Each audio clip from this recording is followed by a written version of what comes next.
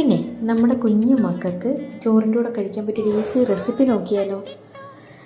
എണ്ണ ഒഴിച്ചിട്ട് സ്ക്വയർ രൂപത്തിലരിഞ്ഞ കിഴങ്ങ് അത് ലോ ഫ്ലെയിമിലിട്ട് ചെറുതായിട്ട് ഇങ്ങനെ വഴറ്റി എടുക്കണം.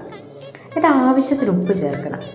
എന്നിട്ട് വീണ്ടും വഴറ്റണം. എന്നിട്ട് ഒരു അല്പനേരം നമ്മളിങ്ങനെ മൂടി വെക്കണം. എന്നിട്ടൊരു 5-6 മിനിറ്റ് കഴിയുമ്പോൾ വീണ്ടും നമ്മളിങ്ങനെ ഇളക്കി കൊടുത്തോണ്ടേ ഇരിക്കണം. അങ്ങനെ ഒരു പാതി വേവാകുന്നത് വരെ അങ്ങനെ തന്നെ നമ്മൾ ചെയ്തുകൊണ്ടിരിക്കണം. പാതി വേവായി കഴിയുമ്പോഴത്തേക്കും ഇച്ചിരി മഞ്ഞൾപ്പൊടി, ഇച്ചിരി മുളക് പൊടി എല്ലാം ചേർത്ത് നന്നായിട്ട് മിക്സ് ചെയ്യുക.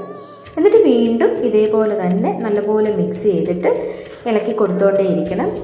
വീണ്ടും നല്ലപോലെ മിക്സ് ആയതിനു ശേഷം മൂടി വെച്ചിട്ട് വീണ്ടും ഈ 5-6 മിനിറ്റിനിടെ വീണ്ടും ഇങ്ങനെ ഇളക്കി കൊടുത്തോണ്ടേ ഇരിക്കുക. അങ്ങനെ ആകുമ്പോൾ ഒരു സ്പോഞ്ച് പരുവാകുമ്പോൾ ഇത് ഓക്കെ ആവും. ഒന്ന് ട്രൈ ചെയ്ത് നോക്കണേ.